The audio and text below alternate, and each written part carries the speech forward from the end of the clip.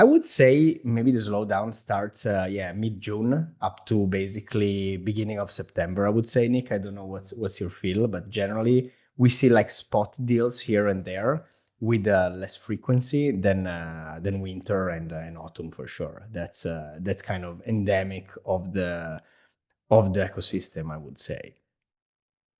Yeah, even though I have to say that in recent years, what happened is not that the ecosystem is not shutting down. It's just embracing smart working and remote.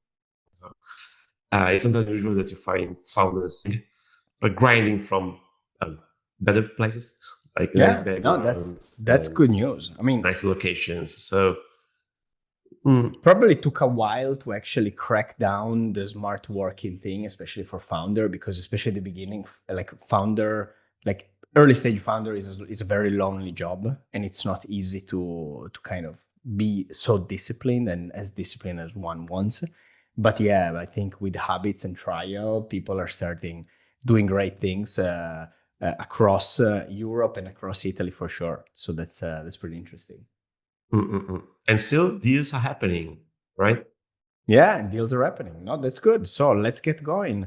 Starting, let's start. Let's focus on a couple of different deals from last week. Sibill, fintech startup, raising 12 million in a Series A round from Creandum and Keen Venture Partners. Very interesting. Let's talk about the technology a little bit, and then let's talk about the investors, just to get an overview. But I found it's a very interesting deal for Italy because, of course, that's another great example on how to disrupt something which is very slow and painful, which is like sort of the financial and accounting administration of small and medium enterprises, especially for the fact that accountants in general, they need to really touch base with the institution, the revenue agency, the tax agency, a lot of different compliance needs, et cetera, et cetera, et cetera. And it's not always easy to have like a very clean workflow. So Sibyl is really trying to do that. And the purpose is really to have companies close their balance sheet in a record time, really. And whatever reduces pain in the world, it's good to me. I totally agree with you. Uh, and I'm spotting a trend. So I've been seeing this trend for a while, and I call it the boring software trend. So we had Jet HR last week. We now have Sibyl. Expect more of the same. So modern solutions to everyday problems for businesses. So basically, boring problems: administration, accounting, finance, HR. So name one. And modern startups are solving these days, problems that were not solved before or solved with very, very, very old technology, old software coming back from the 90s, early 2000s. So this is very interesting, right? Yeah, I mean, that kind of confirms one of the old saying, which is boring is lucrative, or some version of it. Whenever there is a boring business, is usually like a very good cash flowing business.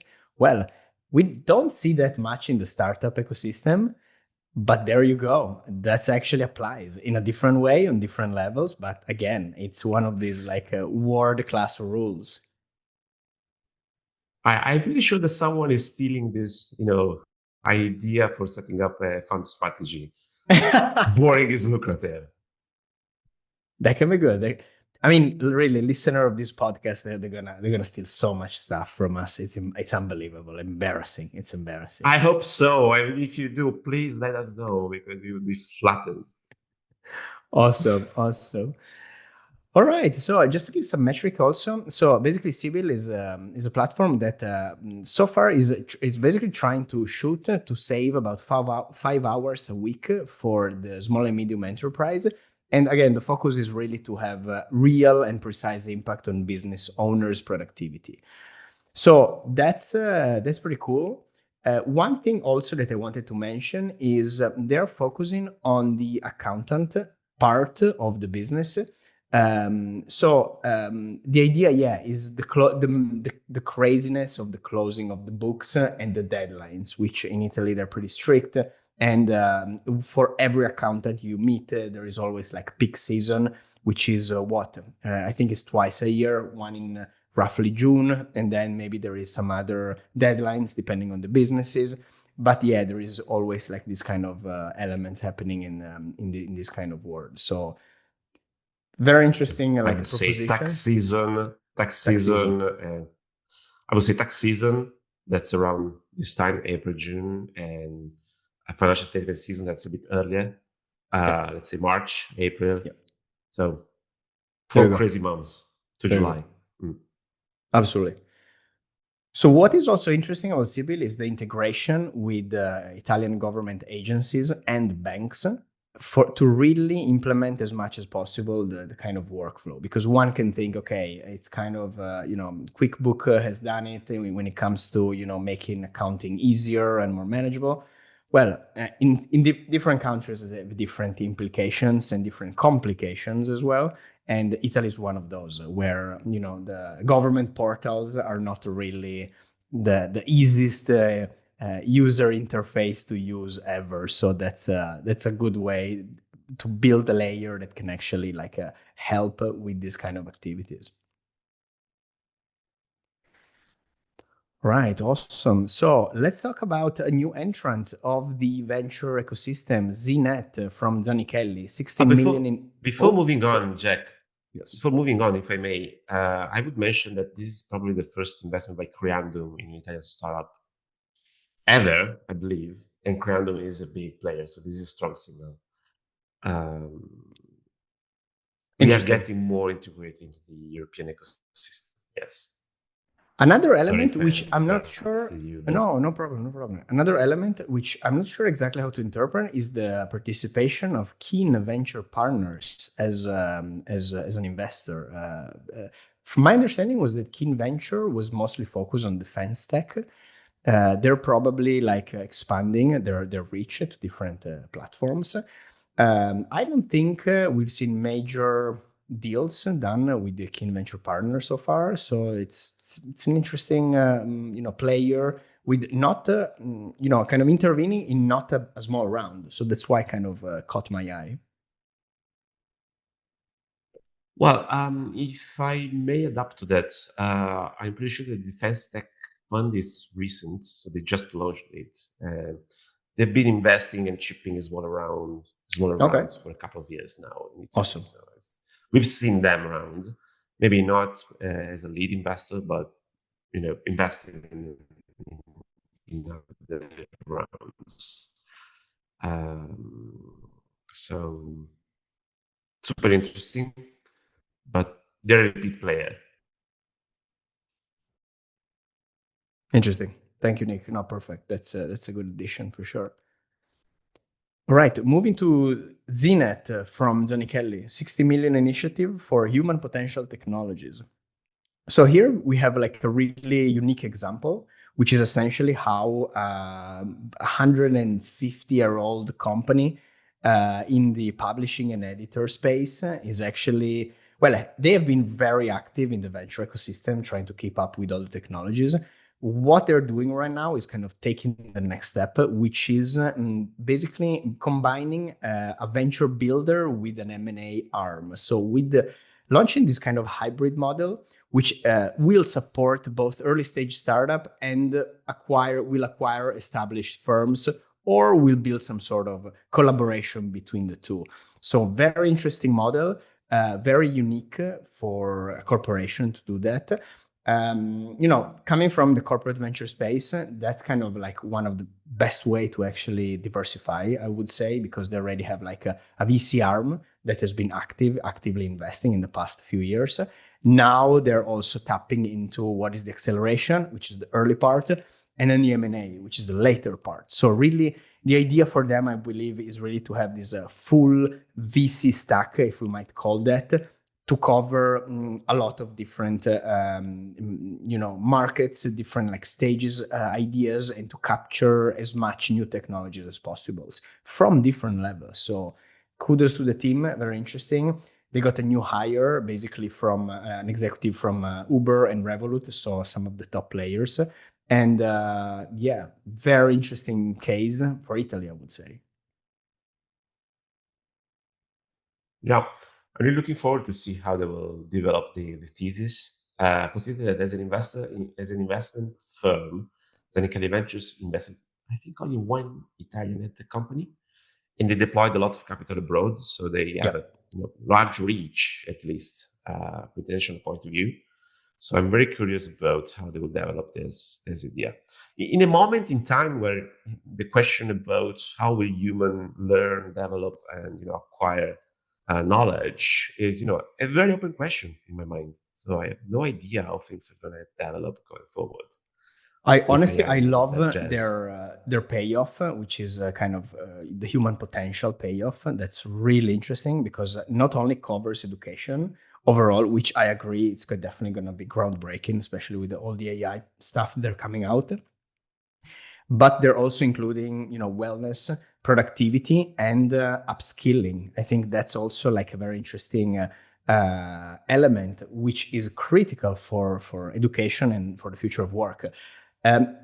One other thing that we might mention for the people interested in EdTech is the report that you mentioned in your newsletter, 2025 status of EdTech. So for people that are interested, it's definitely interesting to take a look, just because it's a very well made and highly segmented report, so you can really get a feel from K-12 up to professional upskilling and beyond. So very, very interesting read for sure.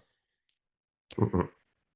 So another thing that I wanted to mention is that, spending a few moments on, how this, so basically ZNEXT is fully self-funded by Zanichelli. There is no external investors. And again, this is another uniqueness of this kind of initiative, which gives them a lot of independence, a lot of outlook for the long-term strategic I would say the long-term strategic outlook, in a way that they can actually make sure that it is in line with the company strategy. On top of that, there is no venture pressure. So the classic, post 10-year exit, in a way that we need to rush to sell the companies to get, MOIC for investor, and calculate our RRR and et cetera, et cetera. Interesting angle, very interesting angle, and to see succeed, it will mean a lot for a corporate venture strategy for sure.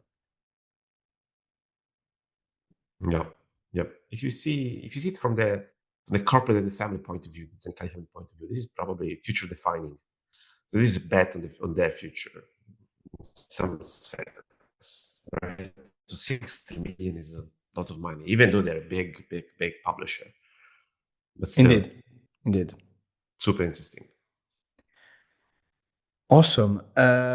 Let's quickly talk about what is happening in Turin. So a couple of news here, I would say. So starting with LIFTT, transforming into a multi-vertical venture capital firm, just as a start. But also from sort of the makers of LIFTT is Stefano Buono, founder of Nucleo, basically creating a joint venture with Mer to build a new generation of commercial scale nuclear plants. So there is a thing here to unpack, I would say. There is a lot of things. And starting from LIFTT. We have an extension of what is happening in their venture strategy, starting as they started as an accelerator for sort of more deep tech projects, but now really expanding and in a sense, I would say maturing into something different. That's something interesting as well. I don't know what's your first take on this, Nick. Yeah, no, I think they're a power machine. They've been deploying a lot of capital in a very short amount of time in very difficult verticals. So the deep tech verticals they are covering are, you name are the famous ones. So energy, quantum computing. So they are doing great deals on the market and taking huge risk and investing big opportunities with a very professional team. So scientists and the investment team and the scientists involved are young and very good. So I have to say, Stefano Buono is building an incredible legacy, and I'm really saying it with a bit of envy because they're great. And you see it on both sides of what he's doing, on both Nucleo and LIFTT. So super, super interesting.